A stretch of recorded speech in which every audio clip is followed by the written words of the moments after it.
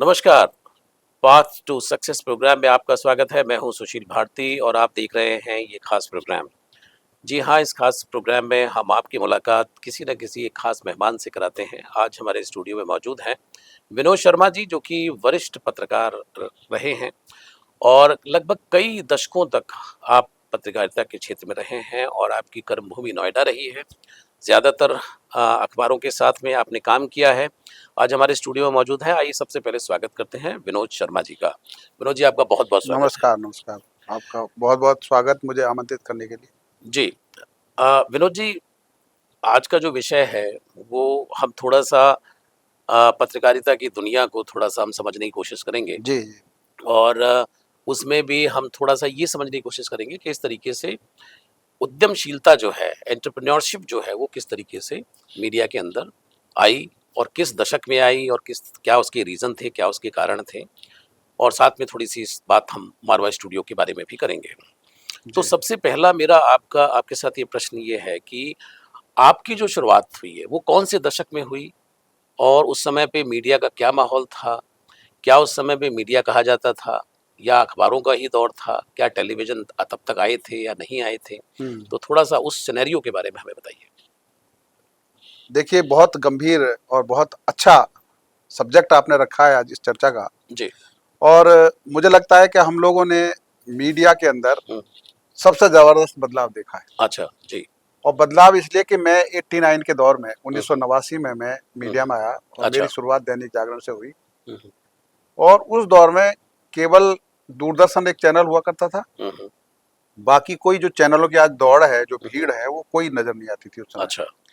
और केवल अखबार होते थे, मीडिया शब्द नहीं था उस समय। हुँ, अखबार थे या दूरदर्शन था। हुँ, और अखबारों में भी क्योंकि और कोई ऑप्शन नहीं था, तो लोगों का भरोसा था और विश्वसनीयता थी। हुँ, और उसमें एक प्रोफेशनलिज्म था, ओके। जो हम कह सकते हैं कि अच्छी, सतही और स्तरीय हुँ, जो खबरें मिलती थी उस समय। हुँ, हुँ, और धीरे-धीरे बदलाव हुआ ये 91 के पास, क्योंकि आर्थिक उदारीकरण का दौर शुरू हुआ। जी। प्रधानमंत्री जी मनमोहन सिंह थे, हुँ, हुँ, उन्होंने द्वार खोला। हुँ, और उसके बाद जो शुरू हुआ नरसिंह राव, सॉरी, हुँ, नरसिंह राव के बाद जो शुरू हुआ, उन्होंने हुँ, हुँ, वित्त मंत्री थे मनमोहन सिंह। हुँ, उन्होंने आर्थिक उदारीकरण का दौर शुरू किया। हुँ, और दौर करते करते हुँ, जो शुरुआत हुई उसमें ग्लोबलाइजेशन हो गया, ओके। बाहर के चैनल भी यहाँ आने लगे।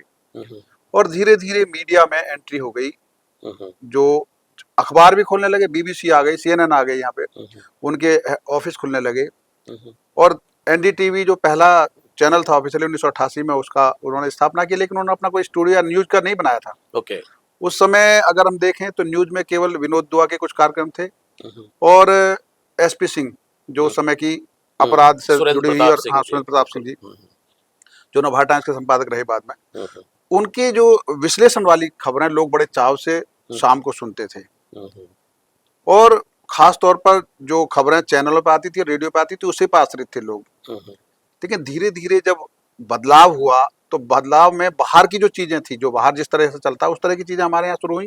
हुँ, फिर न्यूज का इस तरह का सिलसिला शुरू हुआ। पहले तो दूरदर्शन भी लिमिट टाइम के लिए आता था, जी।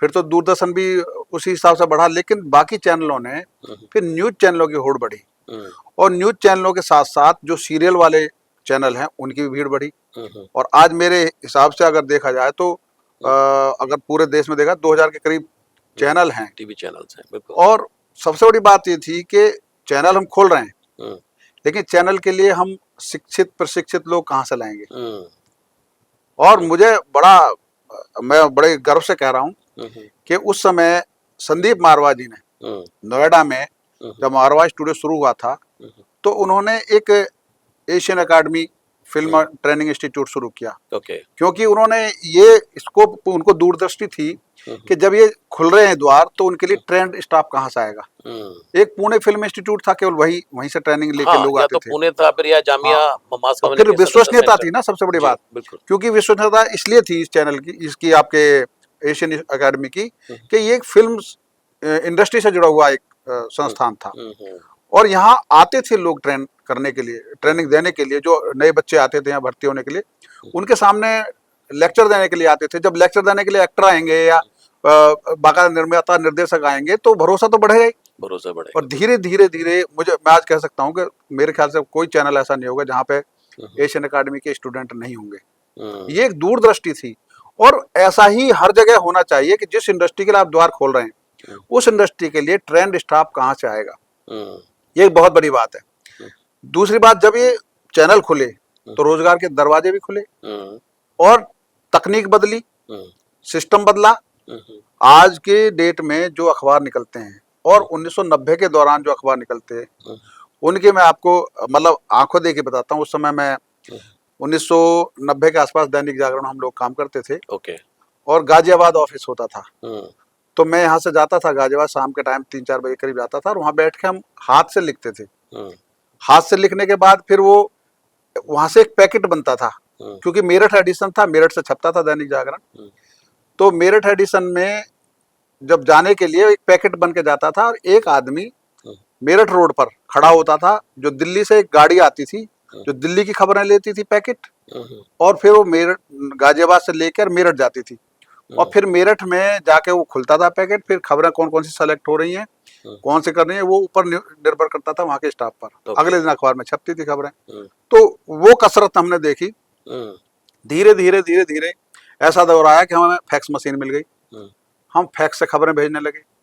तो ये जो बदलाव आया कि भाई एक बार लिख के दे रहे हैं, एक बार फिर वो लेकिन फैक्स से ही डायरेक्ट जाने लगा। लेकिन दिक्कत कहाँ होती थी, फैक्स से चली तो गई खबरें, लेकिन फोटो कहाँ से भेजें, फोटो के लिए दिक्कत होती थी। फिर फोटो कहीं ऑफिस में भेजने के लिए पहले दिन में एक फोटो लेकर उनका वो भेजना पड़ता था पैकेट अलग से। तो ये जो बदलाव हुआ धीरे धीरे धीरे धीरे, और फिर एक दौर वो आया कि जब अखबारों की विश्वसनीयता बढ़ी, लेकिन साथ में उसका अंदर जो विज्ञापन था, मार्केटिंग का जो ट्रेंड था, वो धीरे धीरे डिजिटल की तरफ बढ़ा। भाई आज चैनल बढ़े तो चैनलों ने वो हिस्सा अपना लेना शुरू किया। विरोध जी, डिजिटल की बात तो हम आगे करेंगे। मैं आपसे ये जानना चाहता हूँ कि जैसे आपने कहा कि संदीप मारवा जी ने Asian academy of film and television की स्थापना की, ये ध्यान में रखते हुए कि भाई जो मैन पावर है वो कहाँ से आएगी, और वो हुआ भी कि उदारीकरण की नीति थी, और नरसिम्हा राव सरकार ने ये कहा कि भाई आप अपने यहाँ पे निवेश कर सकते हैं, और तमाम सैटेलाइट चैनल की भरमार जो है उस समय पे आनी शुरू हो गई। लेकिन मैं ये समझना चाहता हूँ कि जो एंटरप्रेन्योरशिप है, क्योंकि एक चैनल को चलाने के लिए करोड़ों रुपए की जरूरत थी, है नहीं, तो ये जो पैसे की जो कहानी थी, ये कहाँ से आया पैसा, ये इसका पूरा मार्केट क्या था, इसका प्रॉफिट का और लगाने का जो पूरा का पूरा जो सिलसिला जो था वो क्या था, कि जिससे कि भाई इतने सारे स्टाफ है, उनको मंथली सैलरी भी देनी है, टेक्निकल चीजें भी करनी है, तो ये तो पूरा अपने आप में एक बिजनेस हो गया, एक व्यवसाय हो गया। जी देखिए, वो वजह यही रही कि पहले जब अखबार था, खाली अखबार से अखबार नहीं चल सकता था। वो जितने भी बड़े बड़े अखबार हैं, चाहे वो टाइम्स ऑफ इंडिया ग्रुप है, चाहे जागरण समूह है, सबके एक साइड बिजनेस भी थे। ओके। सबके। लेकिन धीरे धीरे जब अखबार का दायरा बढ़ने लगा, खर्चा तो बहुत आता है, एक अखबार पे बहुत खर्चा आता है, और उनको बेचना है 2.5-3 रुपए में, उसमें कमीशन भी होता है। लेकिन उनके कई एडिशन निकाले गए, छोटे एडिशन हुए। जैसे पहले वेस्टर्न यूपी का एक एडिशन था, फिर हर कस्बे के हर शहर के अलग अलग एडिशन निकल गए, उनके पैकेज बन गए, विज्ञापन के अलग अलग आने लगे।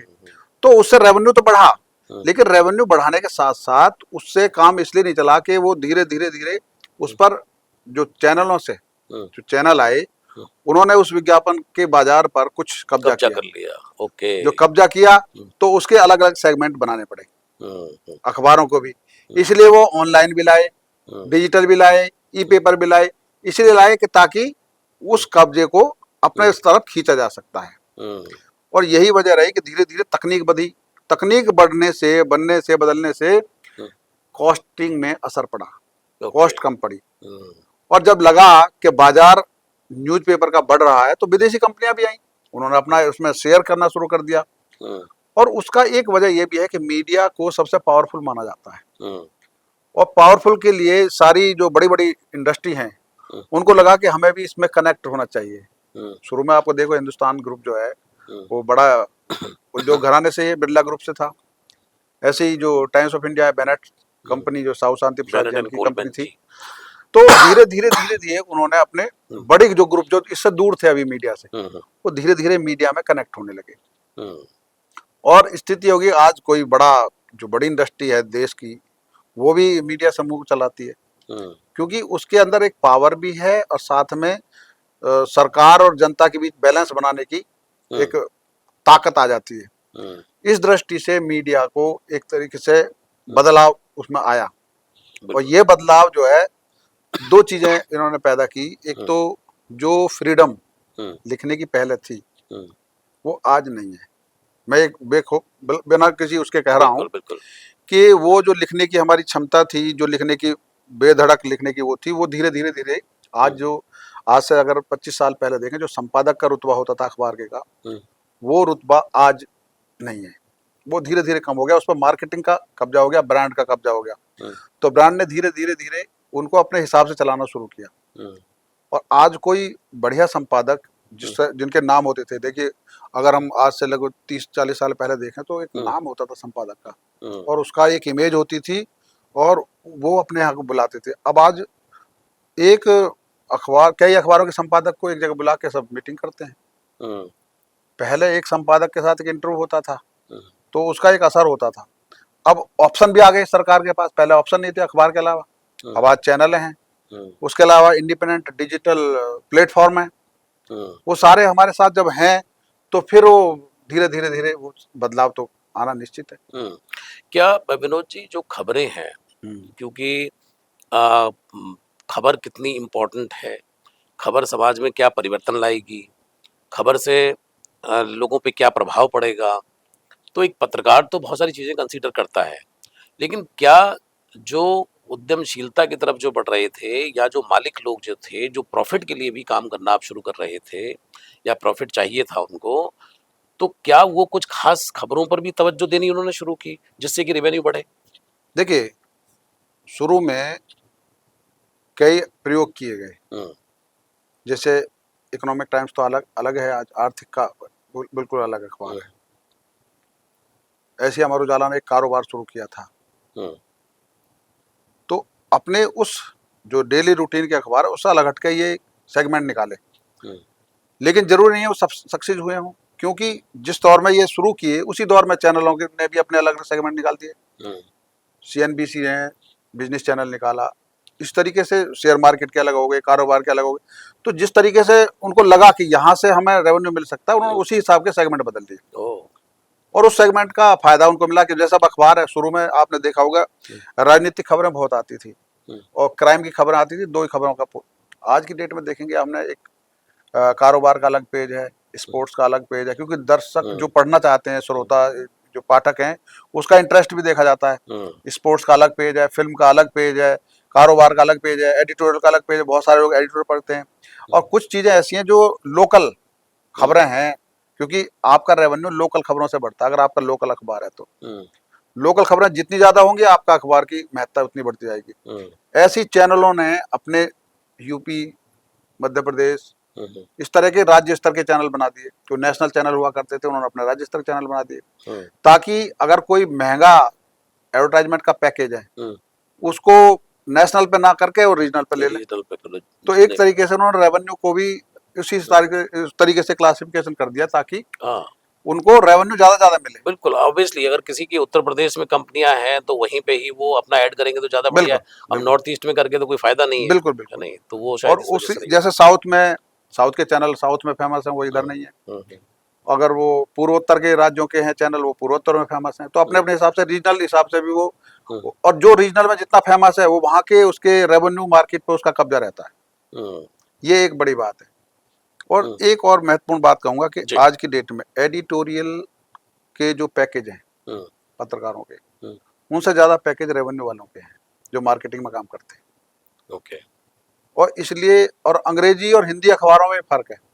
अंग्रेजी अखबार में ज्यादा रेवेन्यू मिलता है, हिंदी अखबार में जो मतलब आप पत्रकारों की बात, हाँ पत्रकारों में सैलरी जो अगर देखा जाए तो वही चैनलों की बात है। चैनलों में भी जो अंग्रेजी अखबार, अंग्रेजी चैनल है, उनके अलग स्टेटस भी अलग होता है, और उनके हिसाब से उनको, और हिंदी वाले अलग होते हैं। क्या कारण आपने नोटिस किया इतने, क्योंकि आप स्वयं भी पत्रकार रहे हैं? देखिए, आज की डेट में सबको एक क्लास बनानी होती है कि ये इस क्लास के लिए है। मुझे याद भी, एक अखबार, नाम नहीं लूंगा, अखबार ने कहा कि हमें जो पाठक बनाना है वो बनाना जो 10,000 रुपये जिसकी आय हो, उससे नीचे वाला हमें पाठक नहीं बनाना अपना। तो उनको पता है कि उसके पास रिटर्निंग पावर है, अगर हम उस पर खर्च करेंगे, उसके लिए खबरें लिखेंगे, तो पैसा भी वहीं से आएगा। हम जो उसके बाद पेइंग कैपेसिटी हाँ है। नीचे वाले के पास पेइंग कैपेसिटी, उसके लिए हम खबरें क्यों लिखें, ना हम उसे कवर करेंगे, वो पढ़ता भी नहीं है, देखता भी नहीं है, जो अलग तरह की है। ये तो होगी एक क्लास। एक क्लास जो अंग्रेजी अखबारों की, वो उससे भी ऊपर वालों की है। तो एक तरीके से क्लासिफिकेशन बना दिया उन्होंने पाठकों का, जिस तरीके से रेवेन्यू आ सकता हो। उन्होंने कारोबार को ज्यादा तवज्जो दी, या बहुत सारे अखबार ऐसे जो विदेशी खबरों को ज्यादा तवज्जो देते हैं। तो उस तरीके से क्लासिफिकेशन होता रहता है, और उस तरीके से ये बदलाव है। आज के डेट में ऐसे ही मार्केटिंग पर वर्चस्व की लड़ाई है, और उसी वर्चस्व में दो चीजें होगी, एक बोले सत्ता के नजदीक है, एक सत्ता के दूर है। जो सत्ता के दूर है छिटकते चले जा रहे हैं, जो सत्ता के नजदीक है थोड़े वो होते हैं। लेकिन एक बात हमारे एक पत्रकार मित्र ने कही कि देखिए, कभी ना कभी कोई ना कोई सत्ता के नजदीक भी होता है, कभी ना कभी सत्ता के दूर भी होता है। लेकिन एक पत्रकार के नाते मैं ये जरूर कहूंगा कि हम नहीं कहते कि आप हमेशा चाटुकारिता करिए, लेकिन समाज के बदलाव के लिए कोई अगर सकारात्मक चीज हो रही है तो आप उसको जरूर लिखिए, जो बदलाव की चीज है वो लिखिए। और कोई जो चीजें आपके दिल को परेशान करती हैं और आम आदमी की पीड़ा को देखती हैं, उसको हाईलाइट करना चाहिए, उसको नजरअंदाज नहीं करना चाहिए। सरकार अपने हिसाब से जनता की सुविधाएं लाती है, जो योजनाएं लाती है, उनकी अगर क्रियान्वयन में कहीं कमी है उसको हाईलाइट करना चाहिए। उसमें सरकार को भी ये मानना चाहिए कि हमारे सिस्टम की खामियों को आपके सामने ला रहे हैं ताकि आप उनको दूर कर सकें। मैं आपको एक छोटा सा उदाहरण बताता हूँ। मैं कई जगह बात की कि एक बार मैंने स्टोरी की किस तरीके से हम संवेदना, किसी खबर की संवेदना जान सकते हैं। जी। एक बार एक घटना हुई जिसमें बताया गया कि एक लड़का साइकिल बस स्टैंड के बाहर खड़ा था, उसको एक बस को चल के चली गई। तो मैंने केवल ये देखा कि भाई बहुत सारे लोगों ने देखा, मैं इत्तेफाक से मुझे पता चला तो मैं सीधा थाने आ गया। थाने आ गया तो वहां पता लगा कि जो बच्चा मरा है वो अपने पिताजी, उसके पिताजी 1 साल पहले एक्सपायर हुए थे, और उसकी जगह उसकी नौकरी लगी थी। ओहो। और वो डे फर्स्ट ज्वाइन करने जा रहा था। तो खबर के पीछे झांकने की जरूरत है। हमने खाली मामूली खबर लिख दी कि एक उसने मार दिया और वो खत्म हुआ। मैंने लिखा था कि शुरू होने से पहले ही निपट गई जीवन की पारी। वाह, क्या बात है। जिस बच्चे की मतलब कोई घटना घटी और उसके साथ उसकी बैकग्राउंड क्या है, इसके पीछे बड़ी गहरी संवेदना छुपी हुई है। हाँ, और बैकग्राउंड अगर हम लिखेंगे तो हम पाठक से कनेक्ट होंगे, और हमें पता, वो पत्रकार के प्रति भी वो पाठक गंभीर होगा कि जो खबर लिखी है इन्होंने मेहनत करके काफी चीजें देखी, कम से कम शोध तो किया, कुछ तो पता लगाया। ऐसी एक और न्यूज आज इस आपके चैनल पे पहली बार मैं खुलासा कर रहा हूँ कि हमने एक ऐसी स्टोरी की थी, अमर उजाला में था मैं उस समय, जब हमने एक निर्दोष को पुलिस की मुठभेड़ से बचाया था। अच्छा। वो यहीं की घटना है, नोएडा की। हम लोगों को उस समय कोई फोन तो होते नहीं थे, वैसे फोन मोबाइल वगैरह तो होते नहीं थे, लैंडलाइन फोन होते थे इस तरह के। तो हमें सूचना मिली कि अभी कुलेसरा के पुल से बदमाशों का पीछा कर रही है पुलिस, और देखो हम भाग के वहां गए।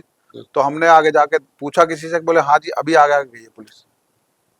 हम पीछे पीछे गए, देखा तो एक जंगल में नीचे जीप खड़ी पुलिस की, और उसके बीच में एक जीप चारों तरफ से घेरे हुए खड़ी, और जो वो थी गाड़ी थी वैन, और सड़क पे ही खड़ी थी। तो हम नीचे उतर के गए तो हमें देख के पुलिस वाले थोड़े इधर उधर होने लगे, बोले आप अभी मत आइए, बहुत शातिर बदमाश है और अभी आइए नहीं। तब तक मुठभेड़ नहीं हुई थी। हम धीरे उसकी तरफ बढ़ते गए, क्योंकि 2-3 पत्रकार थे, हम बढ़ते चले गए। हमने जाकर उससे पूछा तो उसके हाथ पीछे बंधे थे। तो हमने पूछा भाई कौन है, क्या बदमाशी क्यों करते हो तुम इस तरह की वारदात? तो उसकी आंख से आंसू निकले। उसने बताया भाई क्या हो? मैंने कहा हुआ क्या भाई बताओ। बोले जी मैं बदमाश नहीं हूँ, मैं तो माली था, मैं सेक्टर 17 में रहता हूँ और काम की तलाश में इस फार्म हाउस में आया था। मेरे से पीछे कुछ बदमाश आए और वैन खड़ी करके वो तो भाग गए जंगल में, और मैं पीछे पीछे इत्तेफाक से पीछे आ रहा था। पुलिस की गाड़ी आई, उन्होंने मुझे उठा लिया। मुझको तो गाड़ी चलाने भी नहीं आती, लूटने की तो बात ही अलग है। तो हमने पुलिस वालों से कहा भाई अब तुम इसे मार नहीं सकते। उसके बाद हम थोड़े बाहर दूर खड़े हो गए, धीरे धीरे पुलिस वाले सब छोड़ के उसको चले गए। फिर हम उसे लाए सेक्टर 17 में, उसके घर पे छोड़ा। क्या बात है। और अगले दिन ये स्टोरी हमने अमर उजाला में छापी कि एक निर्दोष को मारने चली थी पुलिस, पत्रकार के हस्तक्षेप से जान बची। क्या बात। तो ये स्टोरी इस तरह की होती है, जब हम किसी काम को गंभीरता से लेते हैं।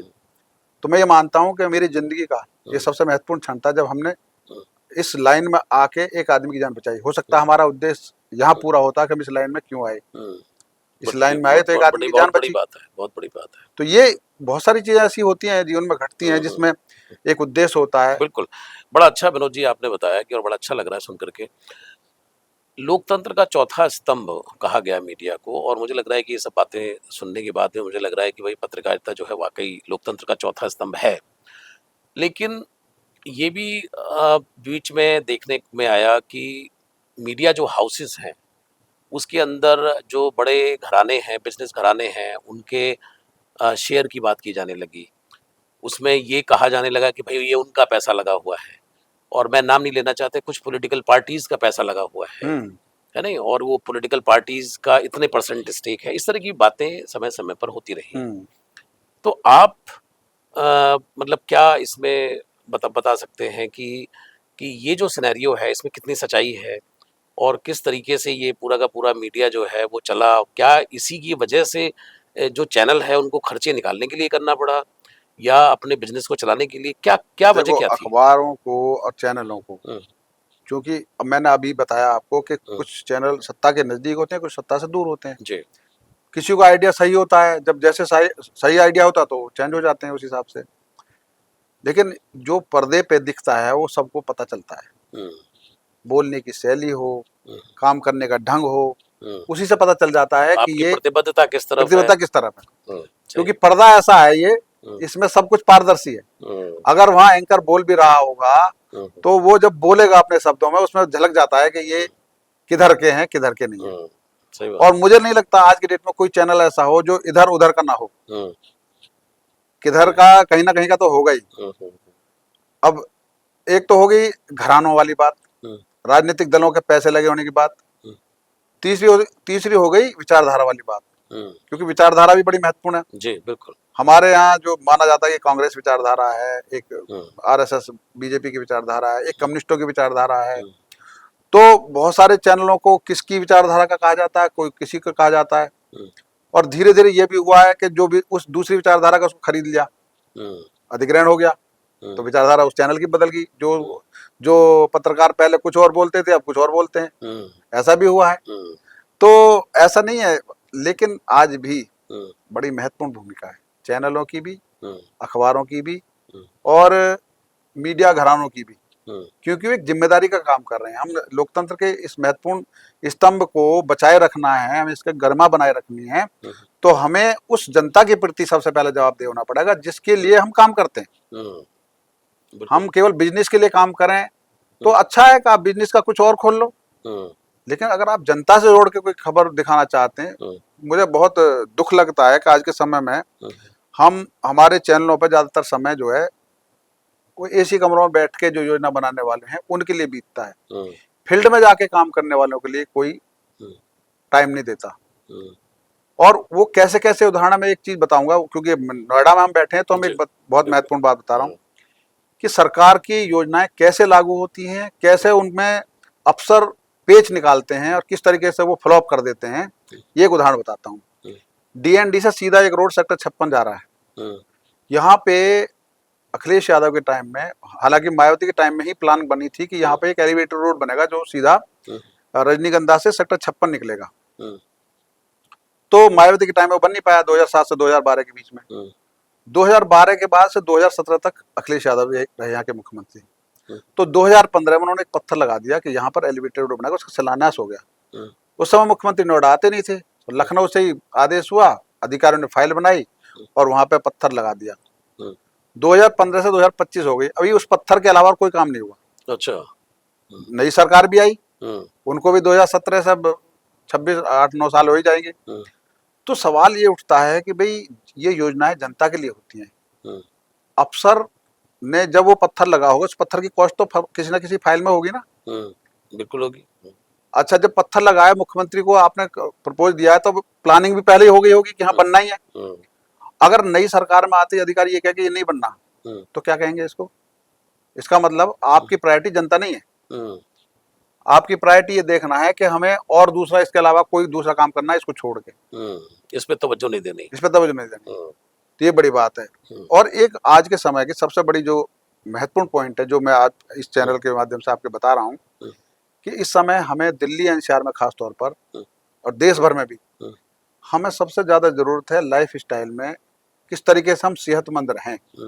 इस पर सभी को काम करने की जरूरत है, चाहे चैनल हो, मीडिया हो, कोई भी हो, सरकार हो, सिस्टम हो, कि जल प्रदूषित क्यों हो रहा है, वायु प्रदूषित क्यों हो रही है, हमारी सड़कें इतनी खराब क्यों हैं, जब पैसा भी है तो क्यों गाड़ियां हमारी खराब हो रही हैं बार बार, और क्यों उनकी मेंटेनेंस भी आदमी झेलता है। तो ये जो चीजें हैं जो फ्री की हैं, हवा फ्री की, पानी फ्री का, फिर भी ये प्रदूषित है, क्यों? इसको बचाए रखने की जिम्मेदारी हम सब की है, सबकी है, बिल्कुल। ये आज के समय की मीडिया की, सरकार की, सिस्टम की, सबकी जरूरत, सबकी जिम्मेदारी है। बिल्कुल, बहुत बढ़िया। सर, थोड़ी सी बात में पत्रिकाओं की बात करूंगा मैं, कि पत्रिकाएं भी उस समय पर आई उस दौर में, और जाहिर सी बात है कि कुछ ना कुछ प्रॉफिट को लेकर के निकाली गई होंगी, और कुछ ना कुछ कमाई जरूर होती होगी पत्रिकाओं से, और ये किसी ना किसी ने आइडिया जरूर दिया होगा कि भाई पत्रिकाएं शुरू करो, है नहीं, और उसका जो है मार्केट है बहुत बड़ा व्यूअर है। तो उनका क्या समीकरण था, क्या गणित था उनका पत्रिकाओं का? देखिए उस समय चैनल तो थे नहीं थे, जो पत्रिकाएं निकलती उनके पास खूब विज्ञापन आते थे। ओके। और विज्ञापन ही एक आधार होता था किसी भी पत्रिका को निकालने के लिए। और बहुत सारे ऐसे घराने थे जो पत्रिका निकलवाते थे।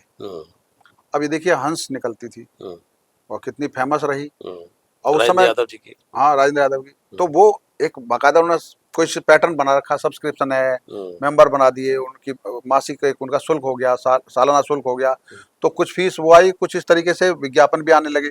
तो जो रेवेन्यू का एक सोर्स होता था, अच्छा उस समय जो लिखते थे उसमें लेखक, उनको ज्यादा वो भी नहीं थी कि रेवेन्यू कमाना है। देखो आज हम आर्थिक तरफ, मतलब हम जो है ये हो गए कि हमें ज्यादा से ज्यादा पैसा कमाना है, लेकिन उस समय के लोगों की सोच ये थी कि हम सादगी से रहें भले ही, लेकिन समाज के लिए कुछ करना है। वो एक वजह थी, और जितनी पत्रिकाएं निकलती थी उसमें अच्छी थी, सार्थक थी। धीरे धीरे वहाँ महिलाओं की निकलती थी, खेल पत्रिका निकलती थी, फिल्मी पत्रिका निकलती थी, अलग अलग सेगमेंट थे, लेकिन अब उस समय विकल्प नहीं थे हमारे पास। अब विकल्प हो गए। अब आज की डेट में आप देखिए ना, ओटीटी आ गया, हाँ, डिजिटल आ गया, कोई ना कोई, अब ये जो हम बैठे पॉडकास्ट आ गया, यूट्यूब आ गए, इतने सोशल मीडिया के नेटवर्क है जिसमें रेवेन्यू आ रहा है। तो आज कोई ये रिस्क नहीं लेना चाहता कि भाई एक मैगजीन निकाले, उस मैगजीन के लिए फिर वो रिपोर्टर रखिए, फिर उसके लिए वो पूरा सिस्टम बनाइए, उतना खर्चा आ जाता है कि उस खर्चे की रिकवरी नहीं हो पाती, तो कितना चलाएगा।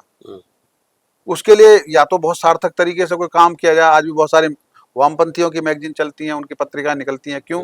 वो मेंबरशिप पर आधारित हैं। अगर 1 लाख मेंबर हैं और एक मेंबर भी 200 रुपये 500 रुपये खर्च करता है, तो वो खर्चा निकल जाता है, उनको रेवेन्यू नहीं कमाना उससे। इस तरीके से आप देखिए किसी जो स्कूल होते हैं वो वार्षिकांक निकालते हैं अपने यहाँ, तो वो धीरे धीरे उनके अपने उस तरीके से निकलते हैं। बहुत सारे जो एनईए है हमारे यहाँ, नोएडा एंटरप्रेन्योर एसोसिएशन, वो वार्षिकांक निकालती है, तो जितने भी इंडस्ट्री के मेंबर हैं सब उसमें जब तो उस तरीके की निकलते हैं। लेकिन जो मासिक पत्रिका या त्रैमासिक या छमाही निकलती थी, वो अब धीरे धीरे लुप्त हो गई, जो कि अच्छा नहीं है। बिल्कुल। ये तो रही बात नॉर्थ इंडिया पे जो सिनेरियो रहा टीवी का, अखबारों का, जो भी है। थोड़ी सी हमने बात मारवा स्टूडियो के बारे में भी की थी। फिल्म सिटी की स्थापना जो है वो 88 में अलॉटमेंट जो है वो हो गई थी, और उसके बाद धीरे धीरे करके चीज़ें डिज़ाइन हुई, और जिसमें कि थोड़ी देर पहले आपने संदीप मारवा जी का जिक्र किया। हाँ, बिल्कुल। उस समय पर चूंकि फुल फ्लेज स्टूडियो लगाना, फुल फ्लेज कैमरा, इस तरह का इन्वेस्टमेंट शायद लोगों की कैपेसिटी में नहीं होगा। मैं आपसे ये सवाल करना चाहता हूँ कि अगर मारवा स्टूडियो उस समय पर राइट समय पर नहीं आता, तो मतलब क्या हो सकता था, मतलब जो क्या ये बात मैंने शुरू से कहा कि देखिए दूरदर्शिता इसे कहते हैं। जब ये पता था कि हम फिल्म सिटी बना रहे हैं 88 में, तो फिल्म सिटी बनाने के साथ साथ यहाँ पे शूटिंग के लिए टेक्नीशियन की जरूरत पड़ेगी, यहाँ पे उनके लिए एक्टिंग करने के लिए जरूरत पड़ेगी, उनको सिखाने के लिए जरूरत पड़ेगी, एक्टरों की जरूरत पड़ेगी।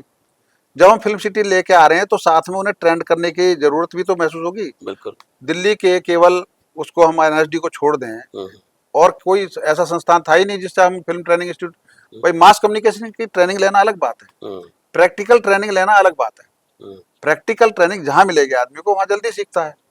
आपको हैरानी होगी कि जो हमारे जो बड़े कलाकार हैं, जॉली एलएलबी के जो क्या नाम है उनका, अपने शुक्ला जी, हम्म, वो नोएडा में तो रहते सेक्टर 26 में, हम्म, यहीं से आते जाते थे, एनएसडी से उन्होंने सीखा। हम्म, बहुत सारे ऐसे कलाकार आज भी बता दूं जो नोएडा के हैं और उन्होंने एक्टिंग सीखी और यहाँ से वो मुंबई में भी पहुंच गए। ऐसे बहुत सारे मैं आज जानता हूं उनको, उनसे मेरी बात होती रहती है और वो इस बात से भी उत्साहित हैं कि भाई अब एक और फिल्म सिटी बन रही है यहाँ पे, और उस फिल्म सिटी के बनने से उत्तर भारत में जो जो दक्ष उसका मुंबई का जो दबदबा है वो धीरे धीरे यहाँ पर लोगों को ट्रेंड मिलेगा, अच्छे लोग मिलेंगे। देखो असर क्या पड़ता है आज की डेट में, अगर आपने कोई एक रीजनल भाषा को बढ़ाया तो उसके धारावाहिकों की संख्या बढ़ जाएगी। आप देखिए कई फिल्में ऐसी आई शुरू में, देखिए नदिया के पार आई, क्यों कि डायरेक्टर या स्क्रिप्ट राइटर कोई ना कोई वहां से कनेक्ट था, तो उसने अपने वहां की कहानी बनाई और उसकी फिल्म बन गई तो हिट हो गई। ऐसी जो शोले फिल्म के बारे में कहा जाता है, वो इन दोनों की जो अमिताभ जया बहादुरी के पिताजी और ये जो जावेद इनके, तो इनके दोनों की वो प्रैक्टिकल उनके सामने घटी घटना है, उन्होंने थोड़ा बहुत उसमें चेंज करके उसको स्टोरी के रूप में दे दिया शोले फिल्म को। वो उसी के आधार पर बनी, क्योंकि इनके पिताजी पुलिस में थे, आईजी थे। किनके पिताजी? जया बहादुरी के। अच्छा, ओके। तो ये उन दोनों की जोड़ी थी, जावेद और उनकी सलीम उसका, जावेद। हाँ सलीम जावेद। तो इस तरीके से ये कहानी सच्ची कहानी पे बनी, और आज भी बहुत सारी फिल्में जो सच्ची कहानी पे बनी हैं वो सुपरहिट होती हैं। तो कहानियां आज भी लोग ढूंढते हैं कि अच्छी कहानी मिले तो फिल्म बनेगी, चाहे वो ओटीटी के लिए बने, कुछ भी बने। आज भी मैं देख रहा हूँ बहुत सारे ऐसी बहुत दिलचस्प होती हैं, पंचायत जैसे सीरियल कितने बिल्कुल ग्रामीण क्षेत्र से निकाले और एकदम सुपरहिट हो गए, नेशनल लेवल पे आ गए। तो कहानियां जहाँ मिलेंगी वहां से ही मिलेंगे। तो जब हम इधर आएंगे तो यहाँ की कहानियां लोगों को मिलेंगी। मैं आपको एक और बात बताऊं, बहुत अच्छी बात, वो सुने भी शायद। जया बहादुरी जब यहाँ पे, जया बच्चन वो थी उत्तर प्रदेश फिल्म विकास निगम की अध्यक्ष, तो नोएडा आई थी वो विजिट करने। तो नोएडा विजिट करते समय वो सेक्टर 6 में बैठी थी। तो मैंने वहाँ उनसे एक दो सवाल पूछे। एक तो ये कि आपने जो है कोई ऐसी फिल्म जो आप करना चाहती थी और नहीं कर पाई जीवन की? तो उन्होंने कहा हाँ, मैं लक्ष्मीबाई की भूमिका निभाना चाहती थी, मैं नहीं कर पाई। मैंने कहा अब भी अगर कोई आपको कोई रोल मिले तो आप क्या फिल्म का कौन सा इसको भूमिका निभाना चाहती हैं? तो उन्होंने कहा कि मैं बेगम समरू का रोल करना चाहती हूँ। बेगम समरू मेरठ की ऐसी महिला थी जिसके नाम पर बेगम पुल भी रखा हुआ मेरठ में, जिसने अंग्रेजों के राज में भी स्वतंत्र रूप से एक सुल्तान का रूप निभाई। अच्छा। हाँ, तो उन्होंने कहा मैं बेगम समरू का रोल करना चाहती हूँ। तो उन्होंने वो, अब वो किसी ने ऑफर नहीं दिया तो वो आई गई, बात हो गई। तो बहुत सारी चीजें ऐसी है। अमिताभ बच्चन से हम इसी फिल्म सिटी में मिले। यहाँ बहुत सारे आपके यहीं जब स्टूडियो शुरू हुआ था तो शम्मी कपूर जी थे, राज कपूर की वाइफ कृष्णा कपूर जी थी, शिल्पा शेट्टी थी, ये अपने ये थे प्रेम चोपड़ा थे। सब लोगों से हमारी यही मुलाकात हुई। तो ये ना होती तो हमारी लोगों की मुलाकात कैसे होती उनसे? बिल्कुल सही बात है। संदीप जी अक्सर जो है कई जी। मंचों से इस बात को करते हैं कि Marwah studio has been the maternity hospital for different channels, बिल्कुल है नहीं? तो इस बात में चूंकि आप भी साक्षी रहे होंगे तो कितनी सच्चाई है? देखो, हम इसलिए कह रहे हैं ना कि जब टेक्निकल चीज सिखाने वाला कोई नहीं था उस समय ये अकेडमी खुली, और इस अकेडमी से निकले हुए बच्चे आज की डेट में हम देखें तो मेरे ख्याल से किसी न किसी फिल्म डायरेक्टर के यहाँ, किसी न किसी ओटीटी प्लेटफॉर्म पे, किसी न किसी जो सीरियल बन रहे हैं उनमें, और बहुत सारे ऐसे वो हैं चैनलों में जिनमें एंकर बड़े रहे तो वो यहाँ से निकले। तो टेक्निकल टीम और साथ में ब्रॉडकास्ट के लिए जो हमारी स्टाफ चाहिए, सक्षम स्टाफ चाहिए, वो यहीं से निकला, और कोई तो था नहीं यहाँ पे। बाद में धीरे धीरे कोई भी खोले, लेकिन स्टार्टिंग हम ये कह सकते हैं कि शुरुआत यहाँ से हुई है। और यहीं रह के मतलब हमने आशिक आवारा फिल्म की शूटिंग यहीं देखी। सिर्फ तुम की शूटिंग तो मेरे घर पे ही हुई थी। हमारा दिल आपके पास की शूटिंग यहीं देखी, नोएडा में हुई थी उसकी शूटिंग। बैंडिट क्वीन की हुई है शूटिंग। तो बहुत सारी फिल्मों का ये साक्षी बना है। रुपहले पर्दे पे अगर नोएडा को कोई लाया है तो उसका श्रेय तो संदीप जी को जाता है। इससे बड़ी क्या बात होगी, क्योंकि संदीप जी का सीधा कनेक्शन था बोनी कपूर जी और अनिल कपूर जी से। वो आते रहे, जाते रहे, लोग मिलते रहे, जुलते रहे। तो एक जो एटमॉस्फेयर बना फिल्मों का, टीवी का, वो बना एशियन अकादमी की वजह से। ओके, तो मतलब कह सकते हैं कि जो उत्तर भारत में जो मीडिया का, फ़िल्म, टेलीविज़न मीडिया का जो संस्कार बना, बिल्कुल, वो उसमें मारवा स्टूडियो की बहुत ही महत्वपूर्ण भूमिका है। बिल्कुल रखता हूँ इसमें। हुँ, हुँ, ये भी ज़रूर है, देखो मैं अभी इस समय कहना ज़रूरी है कि गुलशन कुमार यहाँ हुँ, पे इंडस्ट्रिस्ट थे जी, जी। और उन्होंने धीरे-धीरे जब फ़िल्म सिटी बनी 1988 में वीर हुँ, बहादुर सिंह ने उसकी हुँ, हुँ, आधारशिला रखी थी, तो यहाँ कई चैनल, कई स्टूडियो को ज़मीन आवंटित हुई थी। हुँ, Eagle film studio FC Mehra का था, हुँ, लेकिन पहला जो वो जमा आया, हुँ, पूरा स्टूडियो फुल बनाया, हुँ, वो संदीप जी ने बनाया और चूंकि गुलशन जी ने बाद में बनाया, वो हुँ, पहले सेक्टर 3 में अपने इंडस्ट्री में कनेक्टेड थे हुँ, और मुंबई में उनका कोई स्टूडियो था। लेकिन यहाँ धीरे-धीरे जब ये भीड़ बढ़ी तो उन्होंने अपना बना लिया। हुँ, तो धीरे-धीरे दूरदर्शन के लिए भक्ति सागर वगैरह का वो अपना प्रसारण करते थे यहाँ पे हुँ, और जो अपने भक्ति से जुड़े, भजनों से जुड़े हुए शूटिंग वगैरह वो यहीं करते थे। हुँ, लेकिन ये ज़रूर है कि पूरा टाइम हुँ, संदीप जी ने यहाँ दिया हुँ, ट्रेंड करने में और हुँ, बहुत सारे कलाकारों से, बताइए टर्निंग पॉइंट में गिरीश कर्नाड जी से हमारी मुलाकातें हुई हुँ, और बड़े-बड़े दिग्गजों से हुँ, कितनी फिल्में थी, हुँ, सब सबसे दिल से मैं मणिरत्नम से शूटिंग हुई, वो शूटिंग करने आए थे, यहाँ मुलाकात हुई हुँ, और एक सीरियल चल रहा था उस समय खाली हाथ, हुँ, दूरदर्शन पे था, उसकी शूटिंग यहाँ हो रही थी। हुँ, हमने कितनी शूटिंगें देखी हैं, कितने उनका चश्मदीद गवाह है, मतलब पहले पर्दे को, हुँ, नोएडा को चमकाने में अगर किसी की भूमिका है तो वो एशियन अकादमी की है। हुँ, संदीप मारवा जी की है, उनके प्रयास से ये यहाँ पर हुँ, हुआ हुँ, हुँ, और यमुना के किनारे वो रौनक आज भी है। धीरे-धीरे ये मीडिया हब के रूप में बदल गया। हुँ, आज वो फ़िल्म की बजाय वो टीवी चैनल और पूरा हब बन गया पूरा। हुँ, तो ये इसका श्रेय तो जाएगा और उत्तर भारत की सबसे बड़ी, हुँ, आज नोएडा उत्तर भारत का सबसे बड़ा हुँ, मीडिया हब है। हुँ, हुँ। इसमें मुझे कहने में कोई गुरेज नहीं है। बहुत बढ़िया। बहुत-बहुत शुक्रिया विनोद जी कि आपने पूरी यात्रा समेटी और पूरे अच्छे तरीके से बताया और कि उत्तर भारत किस तरीके से मीडिया का हब बना और जिसमें मारवा स्टूडियो की भूमिका बड़ी महत्वपूर्ण रही और आपने जो नॉर्थ इंडिया में पूरा एंटरप्रेन्योरशिप का जो सिनेरियो है इसको भी जी, जी, हमारे जी। साथ में रखा। आपका बहुत-बहुत शुक्रिया, बहुत-बहुत धन्यवाद एमएस टीवी से बात करने के लिए। आपने मुझे इस कार्यक्रम के लिए बुलाया, आपका बहुत-बहुत आभार। Thank you.